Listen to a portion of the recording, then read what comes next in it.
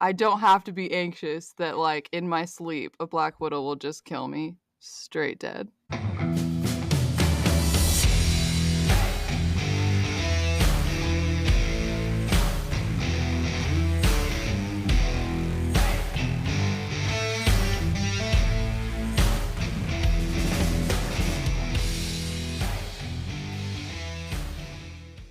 Hi, I'm Chansey.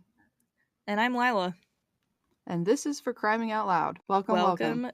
To our podcast. Yeah, first episode, baby. And we're glad you're here because I, for one at least, it's always like really weird to listen to a new podcast. It like takes a minute. You know, you like have to listen to the podcast and kind of like, do I like these people? Do I not?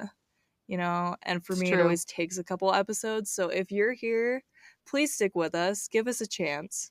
Maybe you'll enjoy this. If you don't ever come back, and that's fine.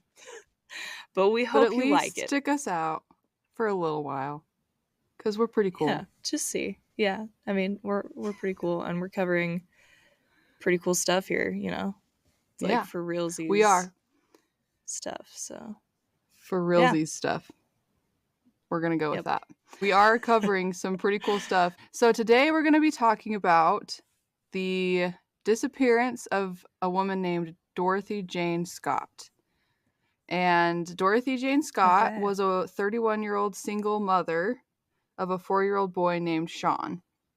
I know. It is a really sad start to this story. And Sean, who everyone called Shanti in all of the news articles that I read, he was called Shanti, not Sean. Like Sean space T or Shanti? Like Shanti, Shanti. Okay. And gotcha. I looked up the pronunciation, and I'm pretty sure that's it. I'm pretty sure it's Shanti. Okay. Based on the fact that his name is Sean, that makes sense to me, but I don't know. That's my best guess. But Dorothy and Shanti lived with her aunt in Anaheim, California. And Dorothy was a really beautiful woman. She had long, dark, wavy hair. She had brown eyes and a really beautiful smile. All of her pictures, she's just like beaming, and she looks so happy. And it makes this case even more sad because you look at her pictures and you're like, oh. Bummer. And everybody... It's always sad. It is really sad. But everybody that like talked about her after she disappeared said that she was a really good person and she was religious, and that they just never would have expected something like this to happen to her, which is, no one ever expects it, but it's just horrible all around. So at the time that this case takes place, Dorothy was working as a secretary at 2 joint-owned shops called Swingers Psych Shop and Custom John's. And I tried to figure out what those things were. Both of those sound like super rad. I don't know what's going on there, but they got some like cool names. I don't know. Swingers Psych Shop. I feel like that's the kind of place I would walk into and just be like, I am there for that. Whatever that is. Cool. This is a vibe. Yeah. So and if she I bet Custom John's I'm sure is cool she was too. Cool. Yeah, I mean, it's gotta be. And she's great names. Being like a secretary for 2 different businesses at once. I feel like that's tough. So good for her. A hardworking woman. Yeah. Yep. And the sad thing about this case, at least to me, is that there's not a lot of information about who Dorothy was. Like, there's not a lot of background about where she was at in life or what she was doing with life. She just, like, people know the basics. Like, she was a mom of a little boy. She worked. Living in California, and she was working at these shops, and that's basically all anybody knows about her. When she was working at this job on May 27th or the 28th, sources say 2 different dates, she was attending a work meeting at 9 p.m., which seems really late for a work meeting, but maybe it's just because it's after business hours or something. I don't know. But she was at a work meeting at 9 p.m., and while she was at this meeting, she noticed that her coworker, Conrad Bostron, had a spider bite on his arm, and that his arm was like really red and inflamed. And she insisted on him going to the hospital because She was like, something's wrong with your arm. That's not normal. And so Conrad wanted to go to the hospital, and so Dorothy offered to drive him. And so she and another co-worker named Pam Head drove Conrad to UC Irvine Medical Center. And on the way to the hospital, they stopped at Dorothy's parents' house because they'd been watching her son, Shanti. And she just needed to stop in and check on Shanti and make sure everything was going okay, and then let her parents know that she was going to be a little bit later than she thought because she had to go to the hospital with this coworker. And so she stopped at the house, just kind of checked on everything, and then while she was at her parents' house, and this will become important later, she changed the scarf that she was wearing. She was wearing a black scarf, and she changed it to a white scarf. Some sources that I read said that it was that she changed into a red scarf, but the Orange County Sheriff's Department website says it was white, so I'm just going to go with their information because I feel like they probably know better. Yeah, it seems the most reliable. Yeah. So she was wearing a white scarf, jeans, a maroon blouse, and then a round turquoise ring. And so after she changed into her white scarf, she left her parents' house and then continued to the hospital with her coworkers. Wait, sorry, I might just be like dim. Does she live with her parents? No, she lives with her aunt. Okay. I did say that. Just curious if she was. I know. I was like, I'm sure you said this, and then I just wasn't paying enough attention. But anyway, so she changes though at her parents' house. She's not like at her house. She changes her scarf, not her clothes. Just her scarf. Just the scarf, and everything else is the same. Interesting. Yeah. Okay. I don't know why. Like, no one knows why she decided to change the scarf. I don't know. Like, it could be anything. She could have spilled something on it. She could, like, who knows? Just didn't like it anymore. But it was time to change. Okay. Yep. It's time to change scarves. And so, after she changes scarves, she goes to the hospital with her coworkers. And when they get to the emergency room, it's around 11 p.m. And Conrad is taken back to be treated for what ended up being a black widow spider bite, which is apparently not as life-threatening as I thought it was. I looked it up. I thought it was. I always grew up thinking that black widow spider bites will just kill you dead in like 4 seconds. But apparently, they hardly ever kill grown adults. They're dangerous to children, which is probably why I thought they were bad. That makes me feel so much better. Now there's like one less thing in my life that I have to be afraid of, because I'm afraid of like everything. So now I'm glad that I don't have to be afraid or as afraid of black widows. Because I mean, I still don't want to get bit, but I don't have to be anxious that like in my sleep a black widow will just kill me straight dead. So it's funny because like as a kid you're never scared of those things, which is funny. Like I don't remember being like terrified of black widows, but I should have been. I should have been as a child because that's when it's most deadly. Yeah. But now I'm an adult and now it's actually terrifying, even though, you know. Exactly. It ain't gonna when I first read that he had this black widow spider bite, I was like, he was going to die. And so it's over for him. He is the victim of this case. Conrad is dead. He's the unknown victim. I didn't know. But apparently that's not the case at all. So oh, good. I'm glad as long as they're treated, they won't kill you. In good health. Okay. Yep. So while he was getting treated, Dorothy and Pam sat in the waiting room until Conrad was finished being treated. And then after he was treated, he still didn't feel very good, which makes sense because he had, black widow venom in him. So Dorothy offered to like go to the parking lot and pull the car around to the hospital exit and pick him up so that he didn't have to walk all the way over to where she'd parked the car. So she and Pam headed to the bathroom, and then she went out alone to the parking lot to go get the car. It's never a good idea. Don't do that. I know. It's always the most horrible part of a story when you know that they're walking out alone to like the most horrible thing that could ever happen to anybody. And you just want to know it sounds. Yeah, exactly. I know it sounds so dumb, but I'm like, one of the safest things you can do is just as a woman and a man, but more commonly a woman, don't be alone at night in a parking lot. It's always a parking lot. I swear. It really is. They're dangerous places. And it's like hard because it's like people don't Like, people see you walking through a parking lot and they like they don't know you well enough to know whether you're getting into your car or somebody else's car, or like, you know, they don't know the situation. They don't know if that's a complete stranger walking behind you. You know, it's just a dangerous place. Have somebody with you. It really is. Just a buddy system all the time. All Even the if you time. look dumb. Yeah. Just do it anyway. Even if you feel dumb, it it feels doesn't matter. stupid to be like, hey, bro, can you like come walk out with me to my car? Just do it anyway, because you could be saving yourself. Yeah, and you never know. And we'll find out that Dorothy really shouldn't have been walking alone in this parking garage at night. She really shouldn't have. And she knew she probably shouldn't have, which is what makes it even worse. Because you probably, like, Dorothy. in the moment, I'm sure she wasn't thinking about it like, I'm in danger if I walk outside by myself at midnight. No, nobody ever does. You're like, it would never happen to me.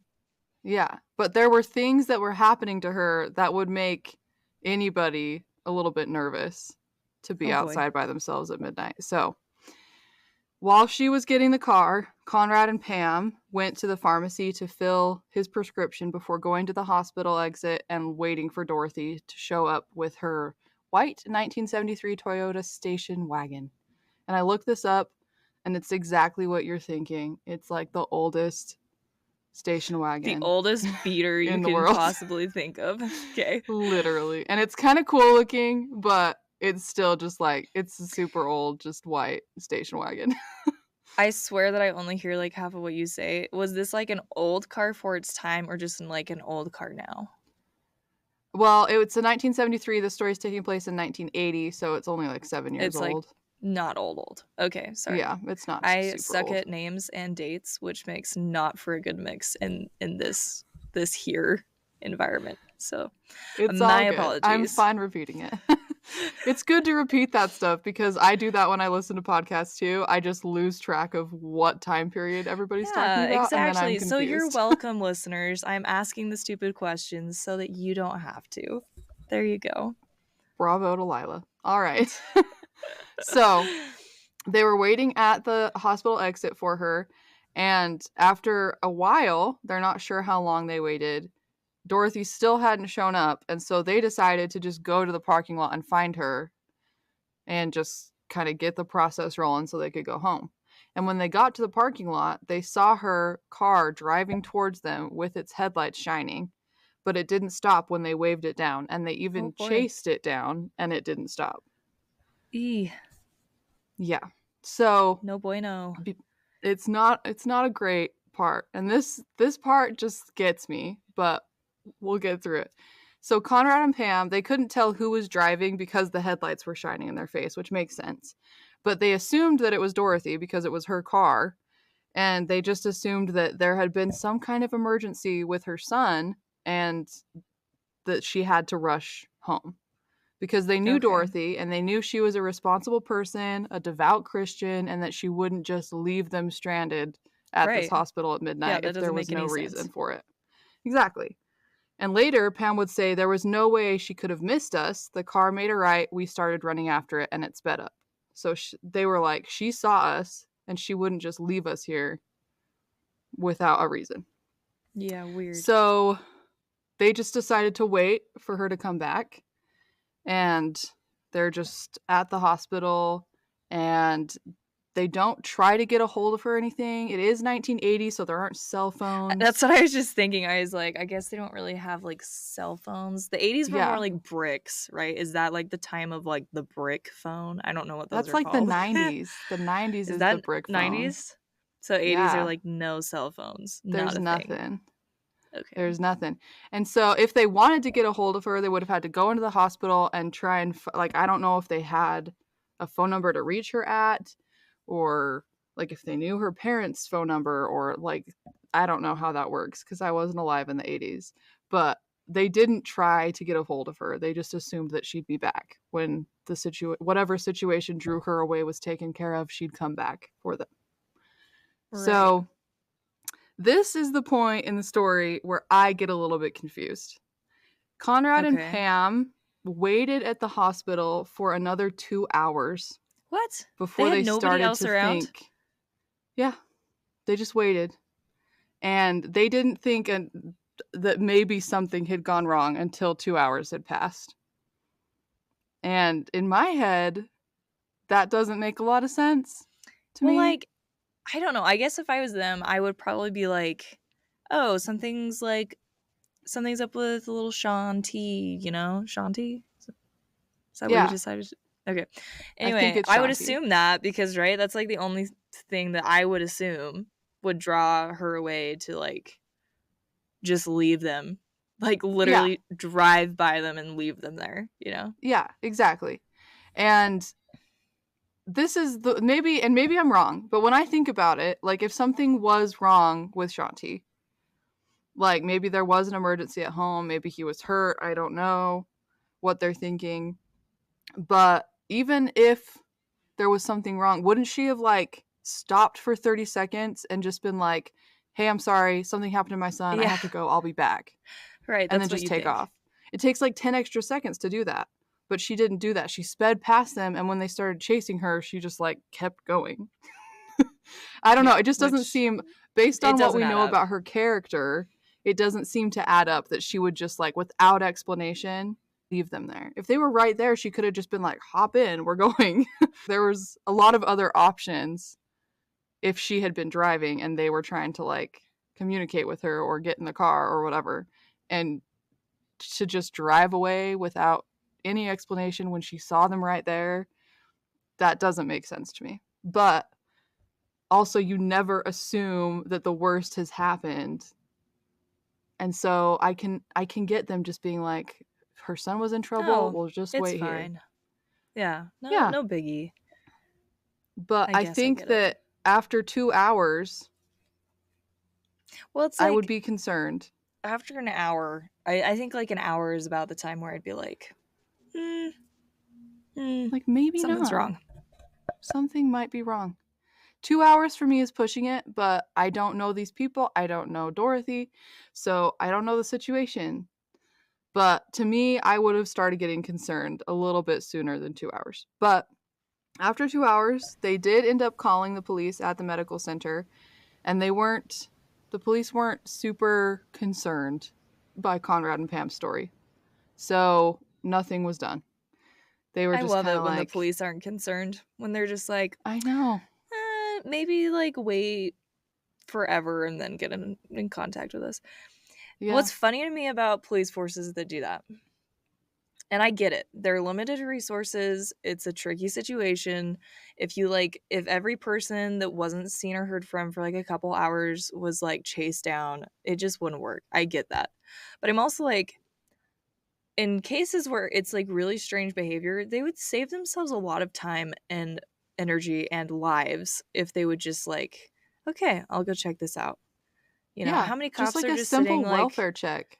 Yeah, I don't know. Like, not that I don't think somebody should be there to check my speed, but I'm like, what if you could just take like highway patrolmen and put them in a different spot? I'm not a police officer. I don't know how it works. I don't know anything. I'm speaking as an uneducated human being right now.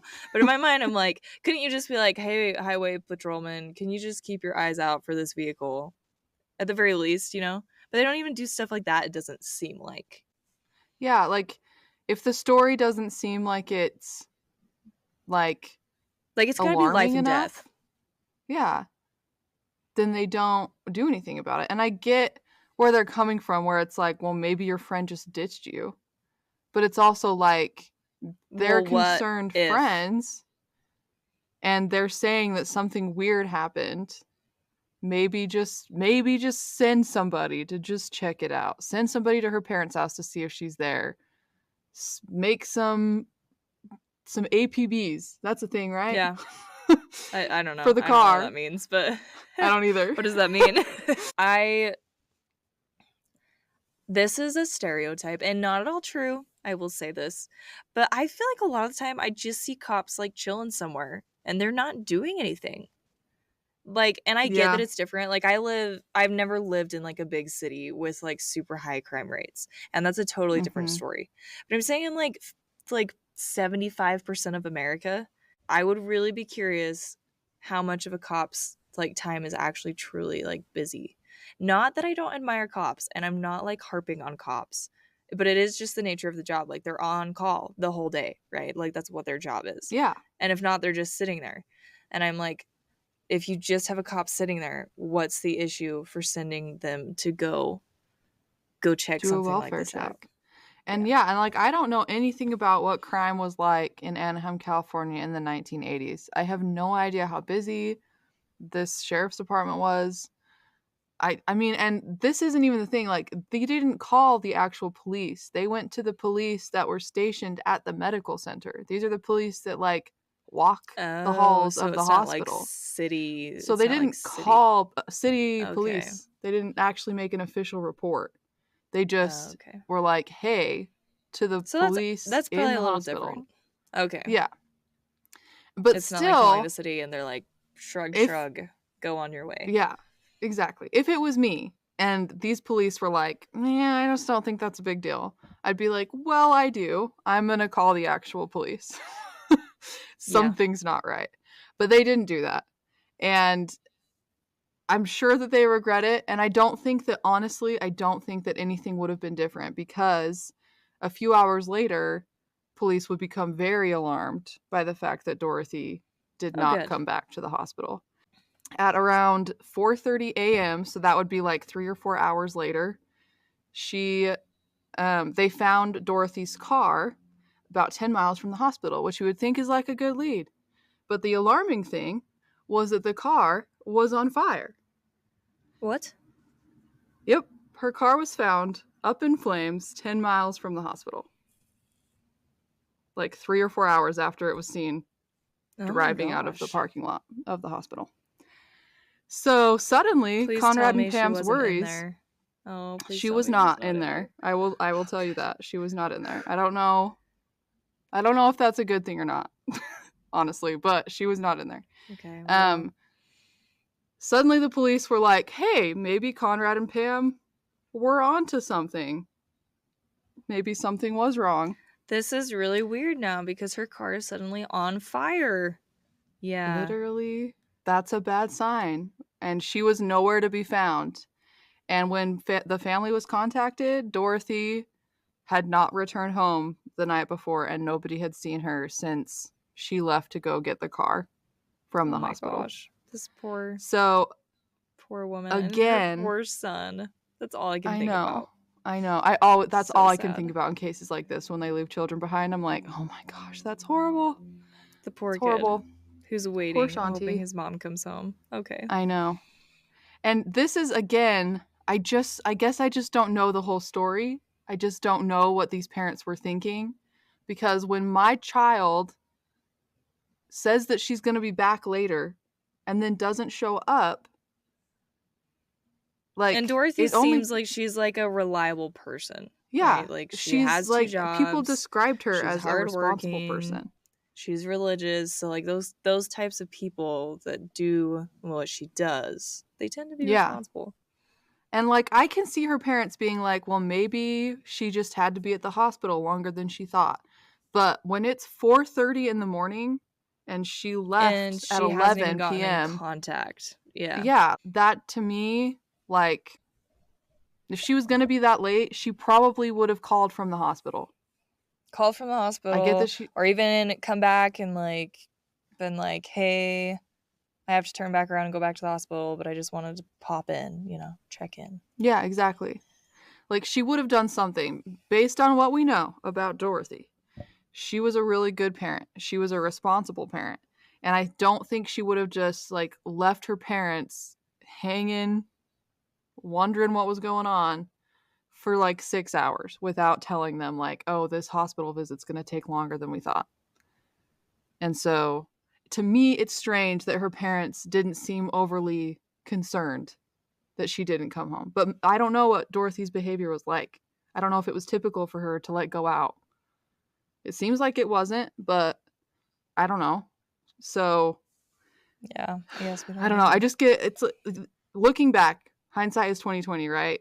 You just wish that people had just been like a little bit more proactive and maybe thinking, oh, something's wrong. And again, especially with her parents, they knew some of the things that we're going to talk about later that were happening in Dorothy's life that maybe would have made this long a disappearance concerning, at least to me. So I don't know. Her parents may have been worried, I'm not sure, but whatever worries they did have were definitely compounded by some strange things that were happening to Dorothy prior to her disappearance. In the months before Dorothy vanished, her simple life of being a single mother and going to work to provide for her son had gotten a little bit more complex and a lot more scary overall because she was being stalked. At her job as a secretary, she would often answer the phone, and on the other end of the phone would be a man who she said the voice was familiar, but she could never like put a name to it. And even though this man was somebody that she didn't recognize, he seemed to know her. He seemed to be an expert on her. And he could tell her details about her daily life. Oh no. Who she spoke to, what she did, where she was. And if that isn't terrifying enough, sometimes he would declare his love to her during these phone calls. And other times he was just angry and threatening and verging on maniacal. Just just scary. Oh my gosh. I really can't imagine anything more terrifying than being stalked by somebody that you don't know. It's a real creeper. Well, it's like, you just never feel safe. You'd never feel safe, especially if he's like telling you weird details about your life. You're like, nobody knows that. How do you know that? Why do you know that? Exactly. And Dorothy received a lot of calls from this man in the months before she disappeared, but there were 2 calls that her mother remembered being like particularly horrifying for Dorothy. The first of these calls occurred when the man called Dorothy while she was at work, which was when he typically called her. He didn't call her when she was home. He called her while she was working. And nobody really knows why or whatever. Is that just because like he had access to like a company phone number? It could be. And so, but we'll find out later that he was able to get other phone numbers. So he could have called her wherever she was. Interesting. Okay. So to me, it's a little bit weird that he always called her at work. And not only is it weird, but it's pretty telling that he knew where she was. He knew her schedule. He knew when she was at work. He knew when she was going to be the one answering the phone. Like, that to me is very telling of how much he knew about her life, which and you horrible. Know what is really sad is like at the end of the day, it's not that hard to figure out somebody's like daily routine. Because as much as I hate to say it, I mean, that's the part that sucks about working like a 9 to 5. If you're somebody that works a 9 to 5, any Joe off the street could watch you for like 2 days and they're going to know exactly when you go to work and when you come home and what you do. Because for a typical person, it's like the same thing every day, the same time, same places. Exactly. And it seems that Dorothy was living that 9 to 5 life because she had these 2 secretary gigs. Business hours are usually 9 to 5. And so I think it was pretty easy for this stalker to figure out where she was. Creepy and terrible. Yep. And awful. Okay. So this call that she got when she was at work, this one was different because this man called her and told her to go outside because he had something for her, which is terrifying, and I would not be going outside to check what he's talking about. No, I'd be like, no thanks, bud. I'm gonna stay right here. I'm gonna sit at my desk and wait for somebody else to come unless with he me. was threatening. I mean, threatening can be a little true. more intense, but okay. Yeah. So, but Dorothy, she went outside because she wanted to see what was going on. And maybe she's just like a bad A woman. You know what I mean? Yeah. Maybe she's just like, nobody can terrify me. You know what? I'm done with you. You're some loser. We're just going to deal with this. Let's get this over with. Like, if I find you outside right now, you're going to get a punch in the face, cops, my bro. And we're done with your games. Okay. Exactly. Bad A Dorothy. Got it. Yeah. Well, unfortunately, he wasn't out there for her to beat the crap out of. But instead, she found a dead rose that had been placed on the windshield of her car. Oh. So, not great Okay. vibes from that. It wasn't a rose, it was a No. dead rose. That would be It a was little dead. chilling. I'm not gonna lie to you. If I had a creepy man calling me and Yes. all it was left was a no thanks. Oh, yeah. You freaking psycho So, weirdo. I don't know what this man's intentions were, but clearly they weren't great. To me, like, this would have seemed like a threat. Like, you're putting a dead rose on my windshield. That is not Yeah, that definitely romantic. That's seems threatening. Yeah, that definitely seems like an omen. Yeah. He's like foreshadowing something, which is horrible. And not only that, but now he's telling her that he knows where she is and that he's not afraid to get close to her physically. Right. And that he's like closing in. That's how it feels. Like he's getting closer and closer to like making contact with her. Truly To like terrifying. actually showing up. And so to me that's horrifying. But another call that she received from this man, he told her of a plan that he had for her. Okay, so but he basically just told her like, I'm gonna kill you in this horrible way so nobody ever finds you. And so like now that she's been like 100% like threatened in a really terrifying way, she went and told the cops about this, right? No, she never ever reported that this was happening to her, which is just mind-boggling to me. I just I just don't understand it. If this was happening to me, I'd be so scared. I'd have to do something about it. And especially if you had a child. Like, it's one thing when you're like a single woman and you're just like, he's just bluffing. But it's like, I don't know. If I had a kid, I would have to. And obviously, not saying that this is Dorothy's fault at all, but I would feel like I would have to like try to make sure that like I am not putting my child in danger, you know? So it's too bad that she didn't feel like it was a good idea to do that. Yeah. And she didn't go to the police. She did do some other things we'll talk about a little bit later, but she was trying to find ways to protect herself. But for some reason, she just didn't feel like she could go to the police, or she didn't want to. I don't know. But she never reported any of the incidents.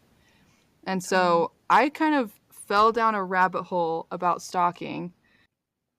I didn't know what stalking was, like the actual definition of stalking. Like when we think about stalking, we know like Dorothy was being stalked. That's what stalking is. That's stalking behavior. But I wanted to know like what the actual definition of it was. And so I looked it up, and it's a pattern of behavior directed at a specific person that would cause a reasonable person to fear for that person's safety or the safety of others, or to suffer substantial emotional distress, which is kind of like a pretty broad definition, which I like. Yeah. Because there's lots of... It'll covers everything. All forms of stalking. My question, though, is, maybe you don't know the answer to this. I don't, like, off the top of my head, know for sure. But is stalking illegal? Can you actually be, like... You can be, like, tried for stalking. It is a felony. Okay. And depending on... Because it should be. Yeah. So in like a third of states, they classify it as a felony in all circumstances, including on a first offense. So good. Go you states. Yeah. Woohoo. And then half of the states classify stalking as a felony after the first offense. So it's kind of split. Some will say anytime stalking happens, it's a felony on the first offense, no matter what. Other times it's like second offense, it becomes a felony. Or when there's like aggravated factors, like if there's threats of violence or anything like that, then it becomes like automatically a felony. But it's just interesting because most people are stalked by somebody that they dated or were in a relationship like new with. Right. Yeah, not in, like, and it's pretty heavily like 60 something percent wow of stalking victims. are stalked by like a former partner, or somebody at least that they know. And only like 10% of people are Get stalked just by like like randomly stalked. random people. So it's just strange because it's probable that Dorothy knew this person. Even if she couldn't recognize his voice, she had most likely met him in some capacity. Right. But she just couldn't place it. And I think it becomes frustrating, like knowing that she most likely knew this person. They were either a previous date or somebody that she saw at the grocery store or somebody that she saw at work, like a family member even. Like it was somebody she knew most likely. But police still weren't able to figure out who this guy was. So not great. Not great. But Dorothy was very afraid of this man for good reason. Yeah. I think anybody would be. Anybody would be. Somebody was doing I that. would definitely be. I would be curled in a ball, hiding under my bed 24/7. I would no longer even be living a life anymore. Exactly. So the fact that she had the courage to like go about her life, good for you, Dorothy. Exactly. And she was doing things to try and protect herself. An unnamed coworker said that Dorothy was so frightened by this man that she had considered getting a gun, like for protection, but she'd ultimately decided against it because she was scared that her son would get a hold of it somehow and hurt himself, and she didn't want that to be a possibility. Which makes sense. And so instead of doing that, she started taking karate lessons to try and learn self-defense. But she only had time. Yeah, she was. But she only had time to learn like the basics before she disappeared. And so I don't know how much those lessons ended up helping her in the end. Dorothy's family was obviously devastated by her disappearance, and they wanted to do anything that they could to get her home. But police had asked that they not just like go around talking about all the details of the case to the media, because they were trying to keep some things under wraps so that they could control the flow of information and have some cards up their sleeves when they questioned suspects and things like that. And so that they'd asked Jacob Scott, Dorothy's father, to just not talk to the media. And I see that. And Jacob Scott, he followed that for as long as he felt he could. But a week after the investigation began, Dorothy's mom, Vera Scott, she got a phone call at the Scott home. And the caller asked, "Are you related to Dorothy Scott?" And Vera replied, "Yes." And the caller said, "I've got her." And then he hung up. Oh. Just like that. Yep, just like that. And unfortunately, that wouldn't be the last horrible phone call that Vera got from this man. So he is now a sick individual. I hate it when they're not only evil, but they play the cat and mouse game. It makes them so much worse. It makes them like they're just so sadistic, next level terrible. So exactly. So 2 weeks after Dorothy's disappearance, now Jacob Scott, her father, decides, I can't just sit on my hands anymore. I'm going to take this case. I'm going to take Dorothy's story to the Register in Santa Ana because, quote, he said, "The lights at the end of the tunnel seem to be getting dim," end quote. So it seemed like he was losing faith that the police could do anything more. And so he wanted more exposure for Dorothy's story. And so he took things into his own hands and he did an interview with the Register. And I think any parent probably would have done the same thing because you want to get as much information out there as you can and hopefully get your child home. But the morning that the Register ran the story, the managing editor, not editor, oh my gosh. The managing editor, Pat Riley, he got a phone call while he was sitting in the newsroom at the Register. And the man on the other end of the line told him that he had kidnapped Dorothy Scott. And so during this conversation, this very short conversation, this man told Pat Riley 2 times that he'd killed Dorothy. And later, Riley recalled that the caller said, quote, "She was my love. I caught her cheating with another man. She denied having someone else. I killed her." End quote. I think that if, like, you were important to her in that way, I think she'd know who you were when you called. You buffoon. Exactly. This man was just living some sort of delusional fantasy. And they always Dorothy... are. Yep. Dorothy was They're just the center of this fantasy, and when it all fell apart, when she denied even knowing him or being in love with him or whatever he wanted from her, he killed her. And the caller also was able to describe Dorothy's clothing when she disappeared, including the white scarf that she changed into after her work meeting, which not many people would have seen her wearing. Oh, man. So it seemed like he was real. being genuine. It seemed like it was he was actually the person that had kidnapped her. Abducted. Yeah. Okay. Yes. So the thing about Dorothy cheating with another man just doesn't seem likely at the time. Her parents were asked about this just to see, like, maybe if this was a possibility. And her father said that she went on occasional dates, but not very many. They didn't happen very often.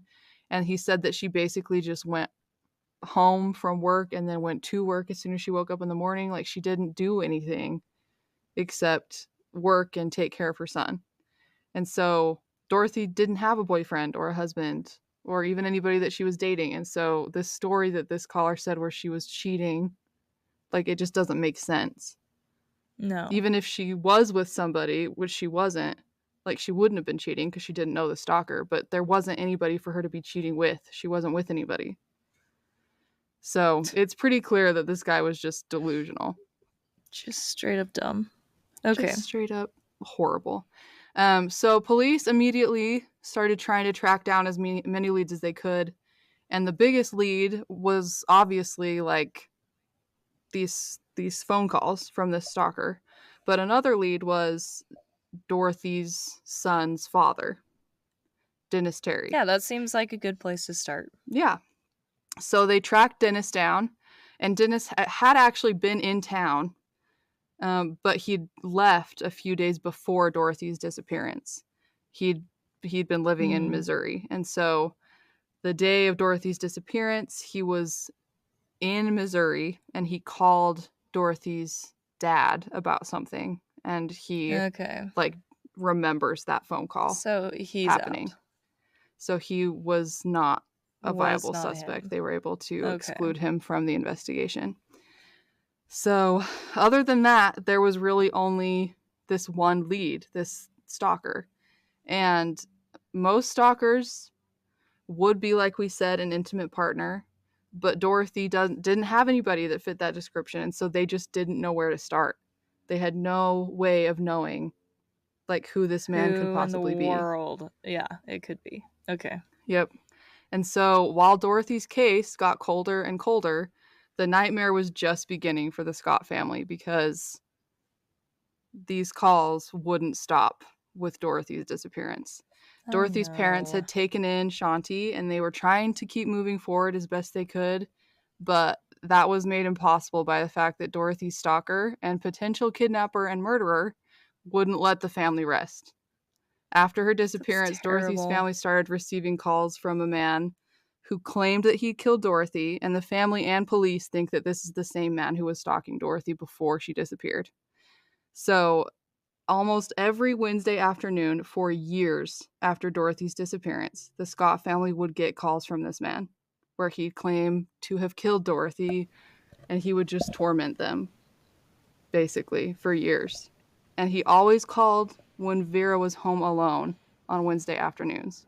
Creepy. Which means that he was stalking them. He was stalking this family. Yeah, like the whole family. Oh, gosh. It's horrible, especially Dorothy's mom. It seems like she was kind of like the target of these calls, because in 1984, 4 years after Dorothy disappeared, they were still getting these calls, but Jacob happened to answer one of them, and then the call stopped for a little bit because it doesn't seem like he wanted to talk to Jacob. He wanted to talk to Vera.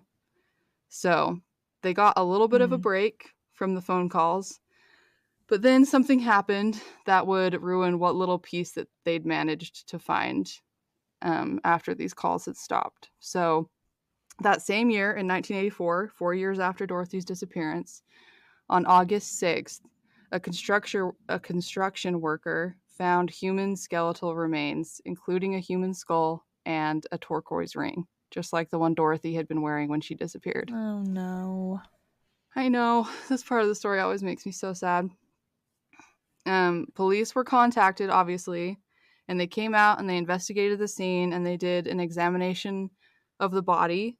But unfortunately, because the body was just skeletal remains at this point, they weren't able to determine what the cause of death was. So they don't know how she died. And so they were able to determine that the bones had been there for at least 2 years, because there'd been like a huge bushfire that had like burned across that site 2 years earlier. So she'd been there for at least 2 years. And they were able to determine with dental records that the body definitely belonged to Dorothy Jane Scott. Sorry, not to get totally No, you're terrible good. here, but was she like, he had basically said that he dismembered her, or was going to, right? Yes. Did he do that? Was she dismembered, or was she like a full skeleton? They were only able to find five or six basically pieces of her body, so it seems like that's what happened. Oh my gosh. But they still weren't able to determine how the remains had been dismembered. Like, they didn't know if it was an animal or if it was, like, they weren't able to tell how. I pray it was an it had animal happened. after she was dead and buried. I know. Her mother seems to think that he followed through on his threats to basically dismember her, but they don't have any evidence either way. They just know that it was most likely foul play and that they don't have any leads on who could have done it. And to add more horror on top of the mountain of horror this family was already experiencing, the phone calls from this mystery stalker immediately started up again after they discovered Dorothy's body. And so the family continued to be tormented by the man who had most likely killed Dorothy. And the family believed that the man who's harassing them is responsible for Dorothy's disappearance. And after they discovered her body in 1984, the police actually tapped their phone lines to try and figure out a way to trace this guy when he called, but he never stayed on the line long enough for them to ever get any sort of trace on him. So they tried, but doesn't seem like either the technology wasn't good enough or he just was too smart, unfortunately. And so they weren't ever. The end of the story. Tell me there's something else coming. I wish that I could say that. You're telling me that this man got away with this? Yep. This he's still out there. Ridiculous. Awesome. That's awesome. That's awesome when you know somebody like that is like walking the streets, most likely. They're walking the earth.